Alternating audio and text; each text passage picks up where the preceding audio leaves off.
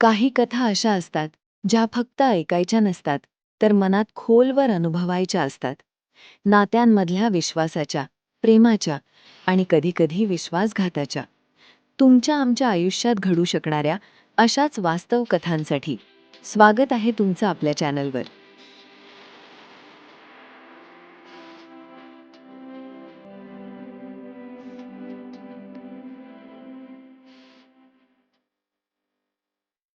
एका मोठ्या कॉर्पोरेट हाऊसमध्ये सीनियर मॅनेजर म्हणून काम करणारी मी, ईशा, वय 29 वर्षे.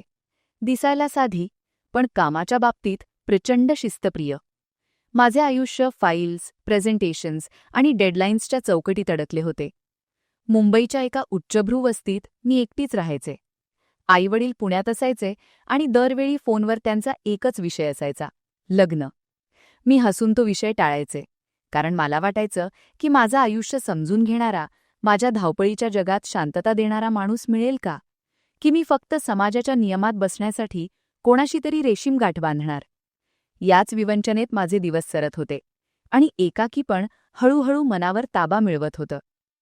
एके दिवशी ऑफिसमध्ये नवीन बॅचच्या इंटर्नशिपसाठी काही मुले आली. त्यात एक तरुण होता, अद्वैत. तो अवघा 22 वर्षांचा होता. उंच, रागीट वाटणारा, पण प्रत्यक्षात अत्यंत संयमी आणि रुबाबदार. त्याच्या खांद्यावर एक प्रकारची जबाबदारीची झाक होती. तो माझ्याच विभागात रुजू झाला. सुरुवातीला आमचे नाते केवळ बॉस आणि कनिष्ठ कर्मचारी असेच होते. मी त्याला कामाच्या कडक सूचना द्यायचे आणि तो कोणतीही तक्रार न करता त्या पूर्ण करायचा. पण त्याच्या कामात एक वेगळीच चमक होती. तो केवळ पदवीसाठी इंटर्नशिप करत नव्हता, तर त्याला स्वतःच्या पायावर उभं राहून आपल्या आजारी आईला आधार द्यायचा होता, हे मला नंतर समजले. एका मोठ्या आंतरराष्ट्रीय प्रोजेक्टचे काम सुरू झाले. कामाचा व्याप इतका होता की आम्हाला रोज रात्री 9-10 वाजेपर्यंत ऑफिसमध्ये थांबावे लागायचे. हळूहळू आमचा संवाद केवळ कामापुरता मर्यादित न राहता वैयक्तिक स्तरावर पोहोचू लागला. एकदा ऑफिसमध्ये खूप मुसळधार पाऊस पडत होता. बाहेर टॅक्सी मिळणे कठीण होते आणि आम्ही दोघेच शेवटचे उरलो होतो. मला थोडा ताप भरल्यासारखा वाटत होता. अद्वैतने पाहिले की मी लॅपटॉपसमोर डोके धरून बसले आहे. त्याने हळूच विचारले, "मॅडम, तुमची तब्येत ठीक नाहीये का? तुम्ही खूप थकल्यासारख्या दिसताय. मी तुम्हाला घरी सोडू का?" त्याच्या आवाजात जो जिव्हाळा होता, तो मी गेल्या अनेक वर्षांत ऐकला नव्हता. मी नकार दिला, पण मनाच्या एका कोपऱ्यात त्याची काळजी स्पर्श करून गेली. प्रोजेक्टचे यश साजरे करण्यासाठी आम्ही सर्व टीम बाहेर गेलो होतो. तिथे अनौपचारिक गप्पा सुरू झाल्या. अद्वैत माझ्या बाजूला बसला होता. बोलता बोलता त्याने त्याच्या कुटुंबाबद्दल सांगितले. वडिलांच्या अकाली निधनानंतर घरची आर्थिक परिस्थिती ढासळली होती. आईला किडनीचा आजार होता आणि त्याच्या शिक्षणासाठी तिने तिचे दागिने विकले होते. हे सांगताना त्याचे डोळे पाणावले.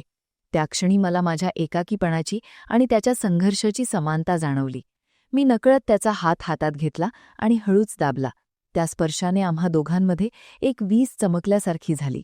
मला जाणवले की या कॉर्पोरेट जगात, जिथे प्रत्येकजण एकमेकांना मागे टाकण्याच्या प्रयत्नात आहे, तिथे कोणीतरी इतकं पारदर्शक मन घेऊन वावरतंय. काही दिवसांनंतर मी त्याला माझ्या घरी काही महत्त्वाच्या फाईल्स पोचवण्यासाठी बोलावले. बाहेर पाऊस पडत होता. तो घरी आला तेव्हा पूर्णपणे भिजला होता. मी त्याला टॉवेल दिला. तो ओले केस पुसत असताना अचानक म्हणाला, "ईशा मॅडम, तुम्ही इतक्या कठोर का वागता? तुमच्या मनात खूप काही साचलंय असं वाटतं." मी थबकले. कोणाही कनिष्ठाची इतकी हिंमत नव्हती की मला असा प्रश्न विचारेल. मी गप्प राहिले, पण त्याने पुढे येऊन हळूच मला मिठी मारली. ती मिठी वासनेची नव्हती, तर एका अशा माणसाची होती ज्याला माहीत होतं की समोरची व्यक्ती आतून तुटलेली आहे. त्या मिठीत मी स्वतःला विसरले. समाजाचे नियम, वयाचे अंतर, ऑफिसची शिस्त, सगळं काही त्या क्षणी गौण ठरलं. पण लवकरच वास्तवाचे चटके बसू लागले. ऑफिसमध्ये आमच्या जवळीकेबद्दल चर्चा सुरू झाली. एक दिवस मॅनेजरने मला केबिनमध्ये बोलावले. त्यांचा चेहरा अतिशय गंभीर होता. ते म्हणाले, "ईशा, तुझा रेकॉर्ड खूप चांगला आहे, पण एका कनिष्ठ इंटर्नसोबत तुझे नाव जोडले जाणे कंपनीच्या प्रतिमेसाठी योग्य नाही. तू तरुण आहेस, तो तुझ्यापेक्षा बराच लहान आहे. यामुळे तुझे करिअर उद्ध्वस्त होऊ शकते." मला खूप अपमानित वाटले, पण मला माहीत होते की ते जे बोलतायत त्यात सत्याचा अंश आहे. कायद्याने किंवा नीतिमत्तेने आम्ही काहीही चुकीचे केले नव्हते, पण लोक काय म्हणतील हा डोंगर आमच्यासमोर उभा होता. मी ठरवले की हे नाते इथेच थांबवणे अद्वैतच्या भविष्यासाठी आणि माझ्या सन्मानासाठी गरजेचे आहे. मी त्याला कॉफी शॉपमध्ये भेटायला बोलावले.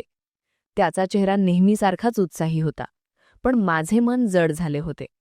मी त्याला स्पष्ट शब्दांत सांगितले, अद्वैत, हे जे काही आपल्यात घडतंय ते चुकीचं आहे. तू 22 वर्षांचा आहेस. तुझं संपूर्ण भविष्य समोर आहे. मी तुझ्या आयुष्यात अडथळा बनू इच्छित नाही. आपण पुन्हा कधीही अशा प्रकारे भेटणार नाही. अद्वैतच्या डोळ्यात पाणी आले.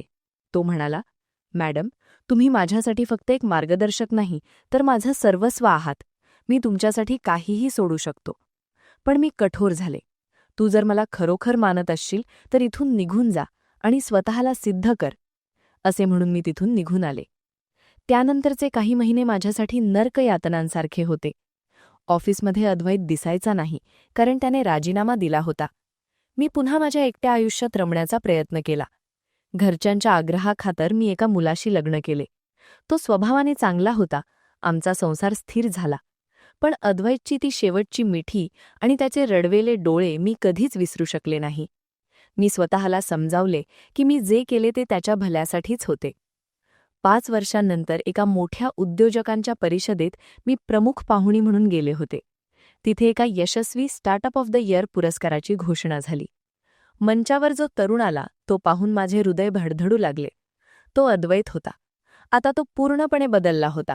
त्याचा आत्मविश्वास, त्याचा पेहराव आणि त्याची बोलण्याची पद्धत एखाद्या मोठ्या नेत्यासारखी होती.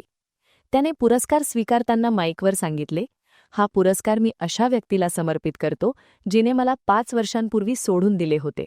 जर त्यांनी मला त्यावेळी दूर केले नसते तर मी कदाचित केवळ एका प्रेमाच्या कोपऱ्यात अडकून पडलो असतो.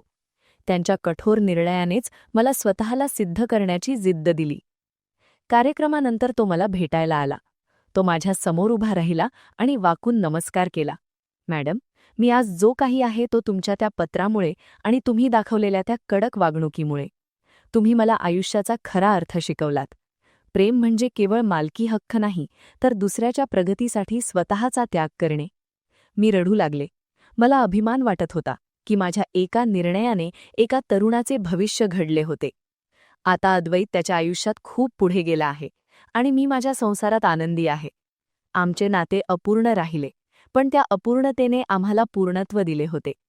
आजही जेव्हा मी ऑफिसमध्ये एखाद्या नवीन इंटर्नला पाहते, तेव्हा मला अद्वैतची आठवण येते. खरं प्रेम हे मिळवण्यासाठी नसतं, तर दुसऱ्याला उंच उडण्यासाठी आकाश मोकळं करून देण्यासाठी असतं. आम्ही एकमेकांपासून दूर झालो, पण आमच्या भावना आजही शुद्ध आणि आदरयुक्त आहेत. त्यागच हा प्रेमाचा सर्वोच्च बिंदू आहे. हेच या कथेचे सार आहे. या कथेने हेच सिद्ध केले की आयुष्यात कधीकधी घेतलेला कठोर निर्णय हा भविष्यात सुखाची आणि यशाची नवी कवाडे उघडणारा ठरू शकतो. ही होती आजची गोष्ट. आशा करते तुम्हाला खूप आवडली असेल.